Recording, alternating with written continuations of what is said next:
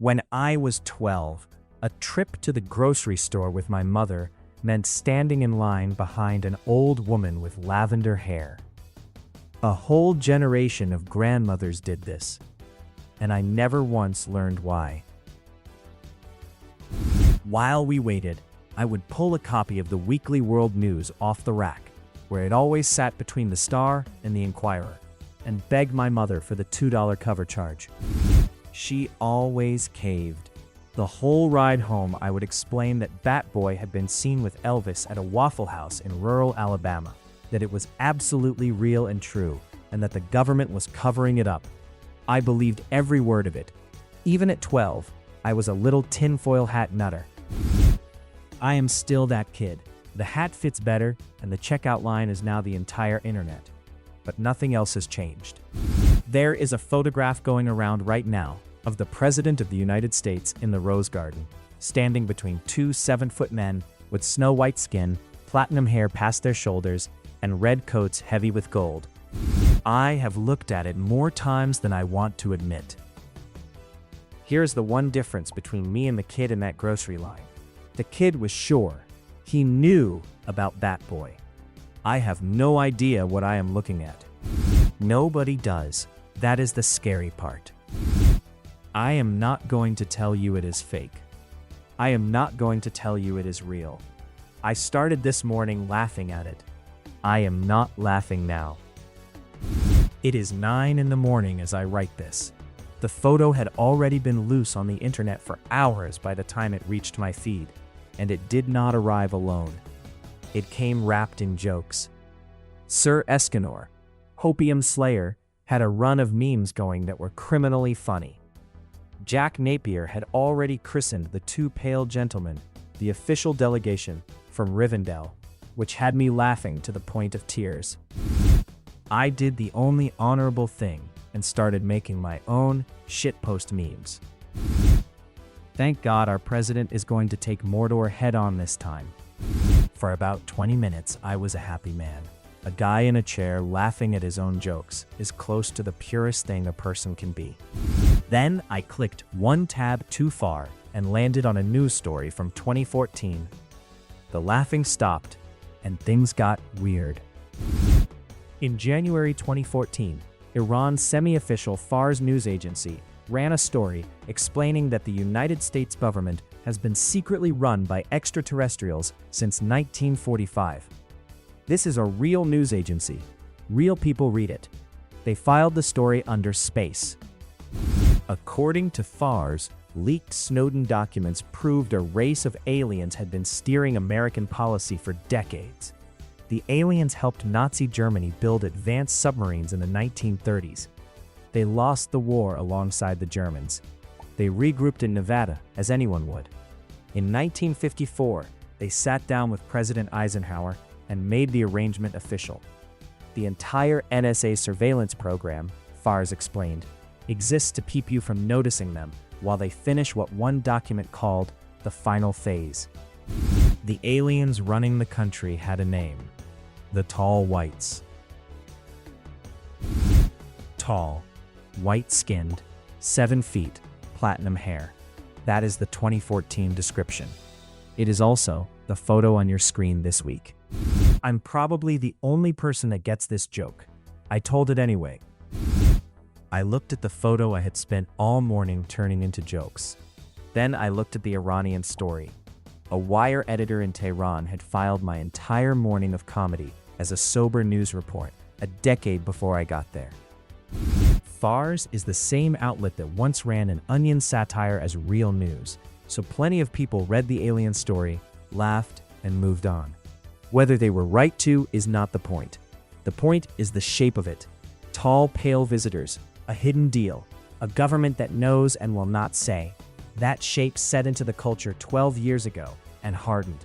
This week, a photo of 2 tall, pale visitors arrived, and the mold was already there, waiting for it. The Tall Whites are not an Iranian invention. They have been a fixture of UFO accounts for generations, traveling under a stack of names: Nordics, Pleiadians, Space Brothers. My favorite is blonde humanoids, which sounds less like an advanced civilization and more like a band that opened for Devo in 1987. The description almost never changes. 6 to 7 feet tall. Long, straight blonde or white hair. Pale skin, sometimes tinted faintly blue or pastel purple. They come from the Pleiades, supposedly, and they are telepathic, supposedly. The Greys are the cold little ones who abduct people and perform unscheduled rectal exams. The Nordics are the warm ones. Smiling, fatherly, endlessly concerned about the planet's ecology. A 7-foot Scandinavian who crossed the galaxy to ask whether you have looked into composting. People who fake concern about your problems are usually working an angle. At least the Greys are honest about their butt stuff obsession. The fact that these Nordic aliens are pretty much the White Walkers from Game of Thrones with a modeling contract is not entirely lost on me. George Adamski was the first to go public in the 1950s. The roots run deeper back to Helena Blavatsky and her ascended masters because every good mystery keeps a Victorian seance somewhere in the family tree. I am fairly sure I read, somewhere in the disclosure noise of the last couple of years, someone official sounding, listing the alien species we supposedly know about. And the tall, pale ones were on the list. I cannot find the clip now. Either I imagined it, or it got scrubbed. And these days I cannot reliably tell those two apart. Then there is Billy Meyer. In the 1970s, this Swiss farmer built a devoted following around his contact with a single glowing, peace-preaching Pleiadian woman. He loved her enough to name his entire compound after her, the Semjas Silver Star Center. Remember her name, Semjas. We are coming back to her, and you should be sitting down when we do. A UFO scholar named Michael Salla has argued for years that Eisenhower met Nordic visitors at Edwards Air Force Base in February 1954. The archivists at the Eisenhower Presidential Center have heard this so often they keep a stock answer ready, and the stock answer is no. The year is the part that stuck with me. Iran put Eisenhower with the tall whites in 1954. The Nordic crowd puts him with their beings in 1954. Two unrelated piles of strange, built decades apart by people who never met, landed on the same year. A film historian named David J. Scal thinks the Nordic look was simply lifted from the 1951 film The Day the Earth Stood Still, where a tall, calm visitor arrives to warn us off nuclear weapons. Clean theory. It survives right up until you notice that the movies got there first, and it is real, can both be true at the same time. What if Hollywood has been the disclosure department all along, hiding the truth in plain sight inside the fiction since the first hand-cranked a movie camera? Not art imitating life, mockery, a snide little wink from people who know exactly what is out there and enjoy telling you to your face while you sit in the dark, eating popcorn, and call it entertainment. I went looking for the red coats because I wanted to give the naysayers their shot. Theirs was the calm explanation, the grown-up one. No aliens here, just an honest, ceremonial delegation from one of those tidy Nordic countries with more bicycles than cars and a national love of kippered herring that rivals my own daily devotion to a single Nat Sherman luxury cigarette. Fine. Prove it. Ceremonial uniforms are cataloged to death, so all I had to do was match that high-collared scarlet and the gold braid to a real unit, and the whole thing was solved. 10 minutes, I figured. The crowd favorite was the King's Guard of Norway, in town for a state visit. That theory dies the instant you check it. The King's Guard of Norway wears black. Norway has a king and a prime minister, not a president, whatever a doctored Guardian headline tries to tell you. The one time Trump actually hosted Norway at the White House, his guest was Prime Minister Erna Solberg in January 2018, standing at a podium and notably under 7 feet tall. I widened the search. The closest match I could find to those uniforms anywhere in the historical record is a style of European court dress that went out of fashion about 300 years ago. Powdered wigs, the era when bloodletting was still a respectable medical opinion. No living country issues that uniform. The last men to wear it have been in the ground for 3 centuries. Make of that what you like. I have made several things of it, and I slept worse for every one. This part does not pull me away from the alien question. It drags me into the basement of it.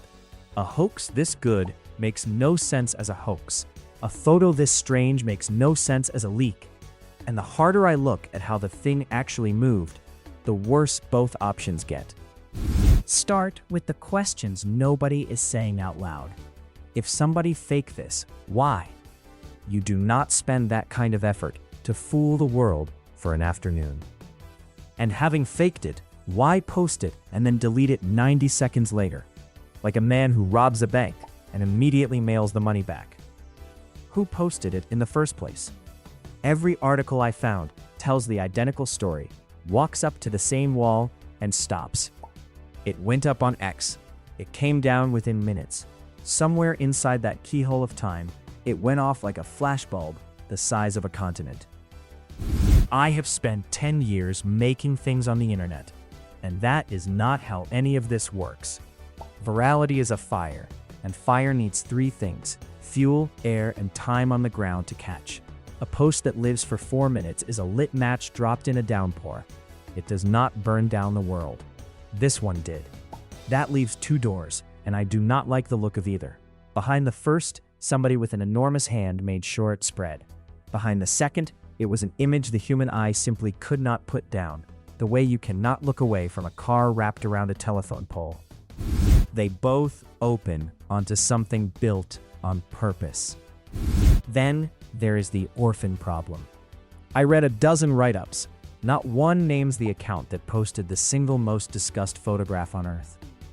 The one fact that would crack the case open, a handle, a human being who pushed the button, is gone from every story. Papered over with the phrase, "a viral post." That is reporter for nobody knows, and nobody is checking. A photograph with no father, no birth certificate, and no return address had conquered the planet by lunch, and the entire press corps shrugged and called it a slow news day. Then the fact-checkers arrived, and this is the part that lifts the hair off my arms. They came overnight, in a swarm, fast and confident and nearly word-for-word identical. A flock of birds all banking at once on a signal none of us could see.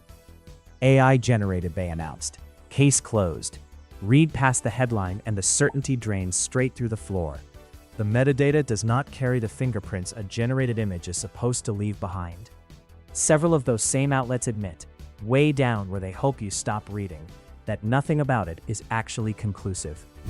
The verdict, stripped of its headline, is a shrug and a lab coat, handed down at 3 a.m. by 100 strangers who all somehow got the same memo. Lay it end to end. A ghost posts a photo, the ghost deletes it. The orphaned copy becomes the most seen image alive. By dawn, a wall of debunkers has ruled it fake, while quietly conceding it cannot be proven fake. The one person who could end every argument in 4 seconds, the one who took it or made it or found it, has vanished off the network without a trace. That does not prove there were aliens in the Rose Garden. It proves something colder. If there ever had been, this is the exact shape the cover-up would take. A genuine leak and a flawless hoax now leave the same prints, which is to say no prints at all. And somewhere out past all this noise is a person or a thing betting everything on a single fact. You will never be able to tell which one you are looking at. Back to Semjas. I was reading about Billy Meyer's radiant Pleiadian, still half grinning, ready to shelf her next to Batboy and the Waffle House. Her name caught on something at the back of my mind. I had heard it before. Not in any UFO book. Somewhere much older and much worse. Open the Book of Enoch. It is one of the oldest records we have of the world before the flood. It tells of the Watchers, the angels who abandoned their station and came down to earth. They took human wives.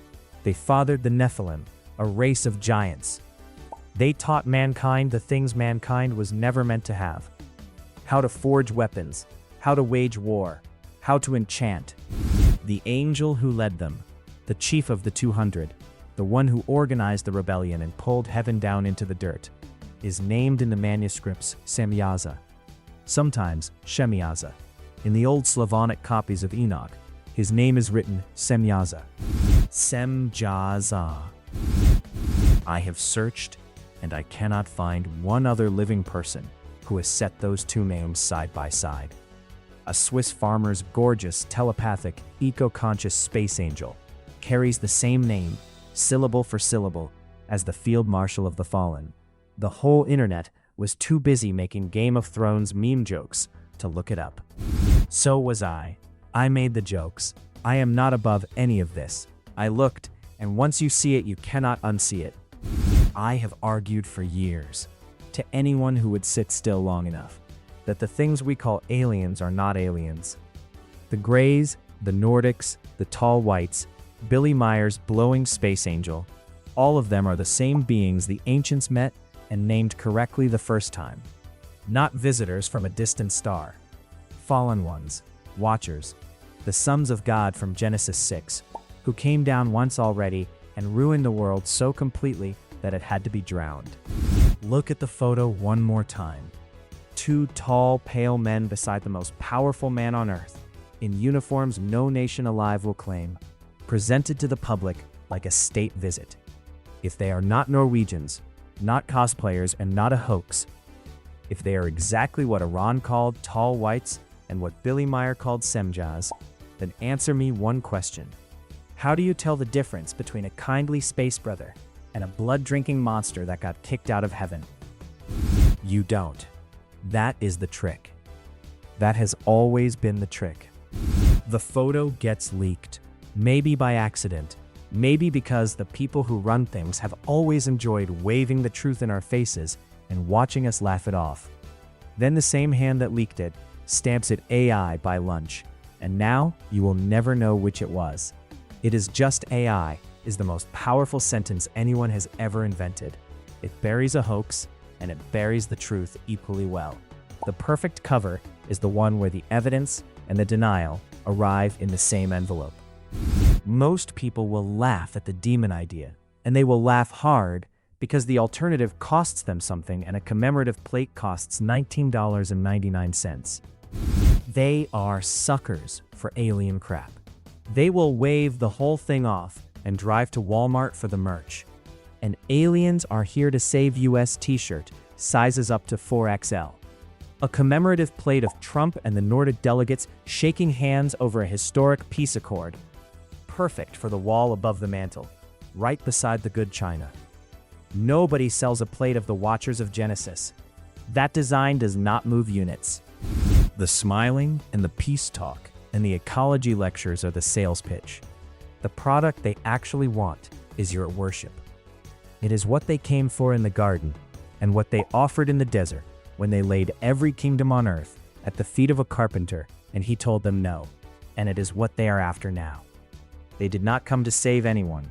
They came to be adored by people who would never knowingly bow to a demon, which is why the demon shows up 7 feet tall and beautiful and worried sick about your carbon footprint. Yes, I am the religious lunatic out in the backyard with a shovel, digging a shelter and praying it is deep enough to ride out the wrath of God. I know exactly how that sounds. I have prayed for years that I am wrong. The book of Revelation has stopped reading to me like ancient poetry and started reading like a forecast. And the whole alien spectacle looks like the oldest swindle there is, a way to talk a planet into handing its soul to an army of demons in spaceship costumes, while it smiles for the photographer. The kid in the grocery line knew how Bat Boy sounded too. He was dead wrong about Bat Boy. He was right about the only thing that mattered, the thing he repeated to his mother on every single ride home, the thing I have never once been able to stop believing. William Blake's 1808 watercolor, Satan rousing the rebel angels. White skin, platinum hair, every last one of them. Starting to see what's being covered up? They were never aliens. They're the fallen, and they're back for round 2. You cannot dig a fallout shelter when you rent a room by the month. So I am doing the next best thing and writing it all down where it cannot be quietly deleted by a ghost on X. The wise wolf runs on coffee and on you, not on galactic goodwill, and definitely not on commemorative plates. A paid subscription keeps the lights on and buys me a little more time to be wrong about all of this in peace. If it turns out I am right, paid subscribers get first dibs on the shovel. Help keep the wise wolf howling.